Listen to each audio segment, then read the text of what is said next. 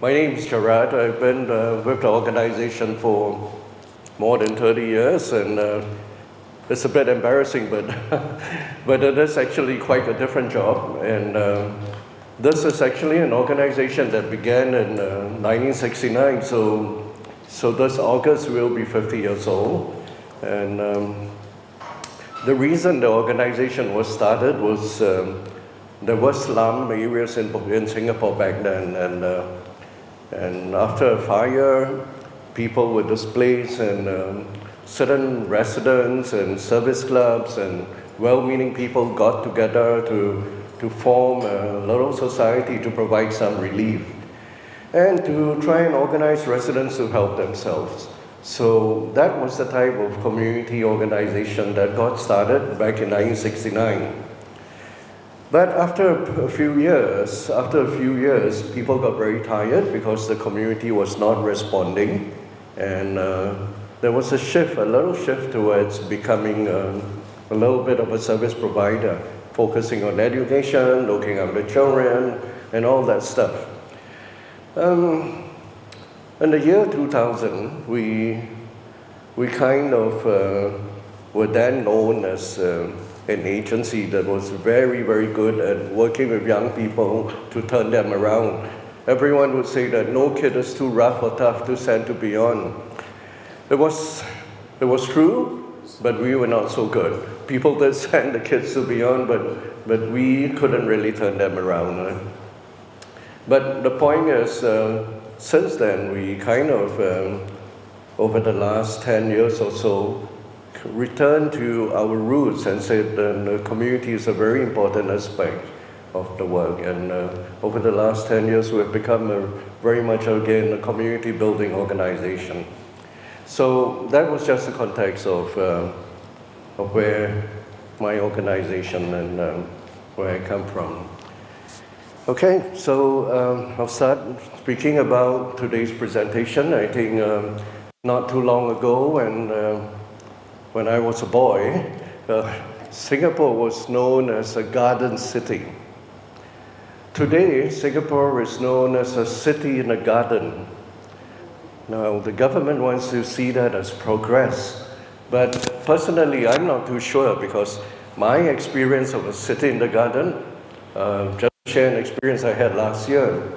About 20 years ago, my colleagues and I planted 2 travelers' palms outside our office. Of course, we kept to the rules. We kept out of the fire exit and made sure that the palm tree was behind those lines where the fire exit came in. And the palms were really very tall and majestic. They kind of form a gate to our office. So it looked very nice. And there was also other greenery that we planted, yellow palms and all sorts of plants.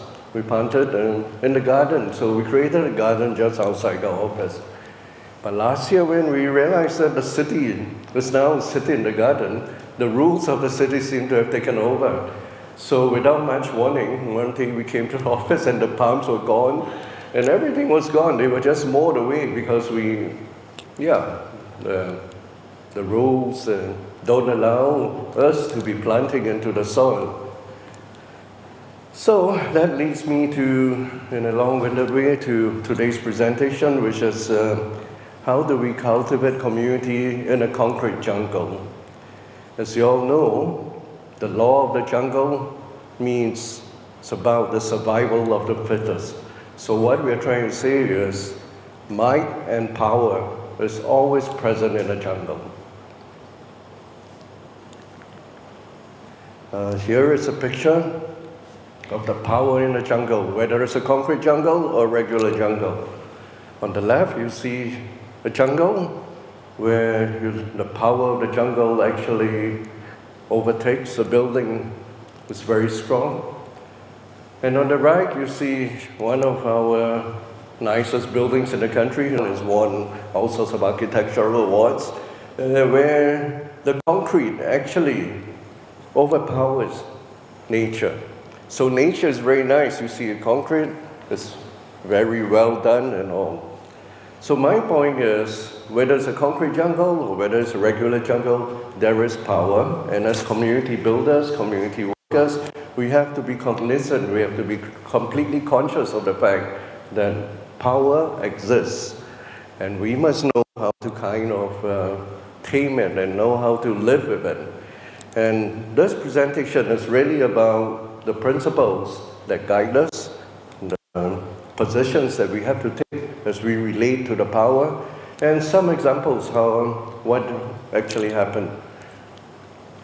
So earlier on I said that we were known as an agency that was very good with kids and being able to turn around the most tough kid. So the police always looked to us, so did the government, and they would used to send the kids over. But when we took a community building approach, we told them, look, you can send the kids over, but really the narrative that we now have is that delinquency is not inherent in people, it is a product of the environment. And our work now is about transforming the environment. Now, it was a narrative that was not easy for most people to understand the country. But so we had to put them down in very clear comparisons like that. So it's not about helping just an individual to cope, but it's transforming the environment to care for all the individuals. As you know, with a lot of treatment, there's a lot of focus on psychology, but we say, well, psychology is good and important, you also have to focus on the context and circumstances. So it goes down like that. You can read for yourself, but basically what we did then was the first position was to insist that it is not inherent in people. So it's not bad boys and bad girls we're dealing with, it's not criminals we're dealing with, we are dealing with an environment that unfortunately produces a lot of undesirable behaviors. Okay, so so that was one of the things we did. And just to illustrate an example of what we did was this. This is a neighborhood that was known for its bicycles being stolen all the time. So the police, for them, the immediate response was, okay, we're going to increase the patrolling. We're going to put up a few more cameras. We're going to catch who is actually guilty of stealing all the bicycles. But that was a problem for the community, and so what we did was we kind of worked together with police, we worked together with everybody in the neighborhood, and eventually the solution became something like that. We got the town council, the contractors who collected all the disused bikes, and to put them somewhere, we had a premises, so we collected all the disused bikes. We had the police say that, no, we're going to run a campaign to tell kids not to steal bikes, because that's what you want to do. That's the message they wanted to transfer to the community. And the long and short of it all, we had this big event where different stakeholders in the community, parents, shopkeepers, everybody came together and to repair this broken bicycles. And we got money from a corporation for that matter. And so volunteers, everybody came in, and the youth, who were very good with the bicycles, they were in charge of the workshop because they could repair them very well. So the kids and everybody would then bring them to the youth, and on the end of the day, basically, every kid took their bicycle home. And the police were very happy because they got to register each bike, took a photograph, okay, this bike belongs to you, this is your name, this is the number of the bike, next time this bike gets stolen, know where to find it and we know who it belongs to. So basically, we had to start where the police were. They said they wanted to control the problem, and we said, okay, we should control the problem, but not in a way in terms of catching the criminals, but in a way of gathering the community to look at how we can actually control the problem. So this is, this was just one way we did it. The other narrative that we try to do is that a social issue is not just a problem to be eradicated, but an opportunity to bring people together. So these positions are positions for building community. What you see here is a community savings program. So kids, once a month, they are given a little savings bank, they bring it down, and there's a system, volunteers, parents, there's food, everybody comes together. It's a big reasonably big event in the neighborhood, everybody comes and they one by one they go up there and they pour the coins, they empty their piggy banks into a big little tin, and everybody claps every time a kid goes up. And at the end of the day, there's enough money in their piggy bank, and that money is then doubled by a donor that we have found. The money is doubled by a donor, and that means there is 3 times that amount of money in there. And that money then is deposited into each child's account. You see, we don't really have a welfare scheme. We have a lot of co-sharing schemes in the country. So when you put in money, the government, there are different schemes that they kind of match you with. So end of the day, the child actually has more money than what he has saved, because the community has come together. Now the savings is important, of course, but it's not really so much that. That's not the only value. The value is that when neighbors come down, they talk to each other, they get to know each other's kids, they start becoming friends, and when they become friends, the conversation continues, and we introduce other topics like how do you look after each other and stuff like that. So in the end, we bring the community together because all of them want to come and they want to save money, and we make it worth their while to save money. And the other thing is, it's not about who saves more. I think the children then understand that when we come, we save, and at the end of the day, all of us get more. Doesn't matter whether I save $10 or $5, but when I pull it all together, it gets divided, everyone gets more.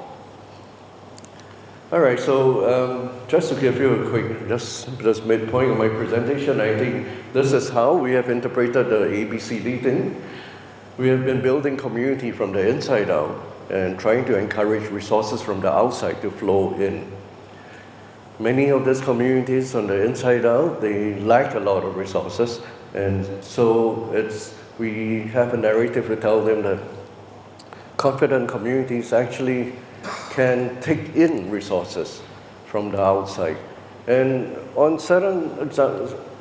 several occasions it seemed to have worked. Here are some examples how it has worked.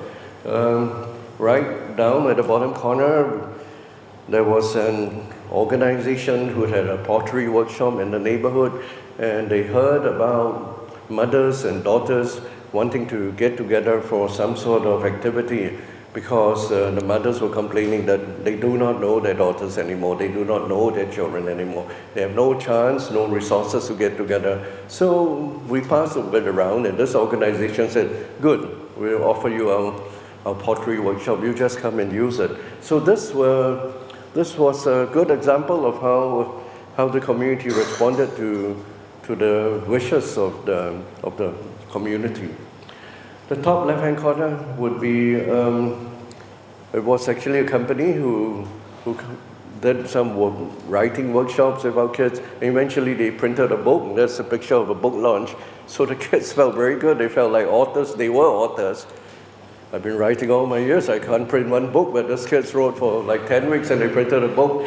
So that was good. The other one was some cycling trip or learning festival that we have every end of the year that volunteers come in and work with them. And this corner is a stall that we started last year. And this man actually, when he came, he realized that this was not just any other stall in a hawker center, but women who are trying to make ends meet. He actually lived on the other end of the country, but every week he would come, he would take orders from the other end of the country, and he would come back to this stall just to buy the curry puffs and whatever it is. He'll buy a lot, and they will always sell out the day he comes, and he brings it back. So this community is possible when you actually invite resources from the outside in. Unfortunately, it is not always. There's also a flip side. And the flip side is such, if in a country like Singapore, where there are a lot of multinational corporations, big companies, there is a CSR agenda. Companies are very powerful. They want to come in and they want to check the CSR box because it's probably something that they have to show on their annual report or to explain to their stakeholders. So bad examples included like people coming in and wanting to take our kids out for an outing. And after a while, it almost felt like we were renting kids. and, and so we stopped and we said that, hey, we can't be doing this. The next time you want to take the kid out, I think you have to take the mother and the father and the sister and everybody else. So we had to stand up a bit and say, look, I can't rent the kids out. You have to take the whole family out. After a while, we plucked up enough courage and we did that. Of course, it's always not so easy when they bring in what these people from the larger society think is important on a Saturday morning. For us, sometimes we can't fill the bus up. That's waiting for the kids to come. So that's another tension, right? Because then the companies will look at us as though we are ungrateful, we don't want what they give to us, and nobody wants to come even though it's free.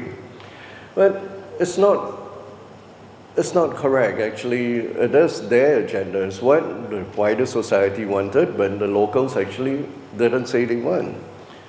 And that was just a couple of examples. Another example was like, we have all these people who get a lot of free food, and they deposit into the neighborhoods with there's an expiry date, and the food has to be taken within a certain period, so they just drop off the food. And on one occasion, the neighborhood couldn't respond as quickly as possible. And that led to a lot of bad press, because the press said that, look, people are throwing food away, somebody is collecting the food and other people are not using it. It was just totally unnecessary. I mean, that there was bad press for people who actually wanted to care for their neighborhood. Actually, the lady who was in charge of her neighborhood was in tears when she related the incident to us. She said that every day I try so hard to do something for my community, but those people come, they chunk all those things here, and I couldn't cope. And next thing, I have the reporters hounding me, how is it that I'm wasting the food and stuff like that. So again, it's the issue of power from outside in.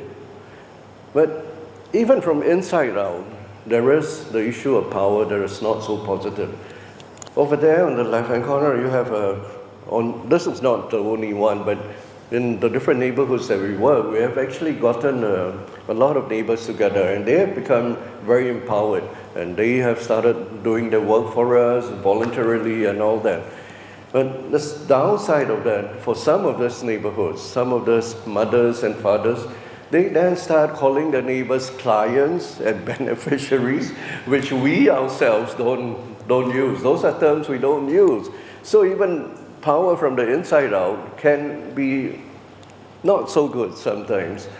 We call all our people our members, and if they come for a program, we call them our participants. So we do not use the terminology client, we do not use the terminology beneficiary. If anyone's benefiting, I always say it is the staff, because we get a salary while the rest of the people don't. So just an example of why empowerment is not just about transferring power, but it's about facilitating cooperation.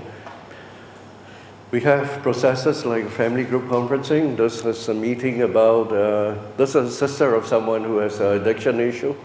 And it's not a professional there. She's drawing down the plans. She's saying what's good for my brother, and she's writing it down, and we're helping her to coordinate that. We have to safeguard the resources in the community. Those people wanted to cook in the neighborhood. Now in Singapore, you're not just allowed to start fires and start cooking. But what we needed to do, we wanted to safeguard the intention of that. So we helped them to get the necessary licenses, and all the food hygiene certificates and all. And finally got to the MP, and the MP said, all right, you can cook for a few days. Actually, our neighbors in the neighborhood, they solve very serious problems, I think. We have problems like women, a mother who's schizophrenic. We have neighbors coming down to support them. We have a lot of foreign wives who have very low links to their country of origin. And when the organization supports them to fly the relatives in, the neighbors actually offer their houses to house them so that there can be some sort of meeting. And those are the examples. A child gets lost, people go around, look for the child. Somebody died, everybody comes together and counter narratives that we do have to support. As youth, we get them involved in telling their own stories. So after 3 years, we have a team of young people in the neighborhood who actually run foreign theater, get everybody to come down, watch the show, talk about it. So young people taking leadership for the issues in their neighborhood. Okay, some of the things we kind of have to safeguard, but I'll just put them on the board and you take a look at it. And I'll be happy to talk to you over a beer or something over the next few days if you're interested in what we do. Yeah.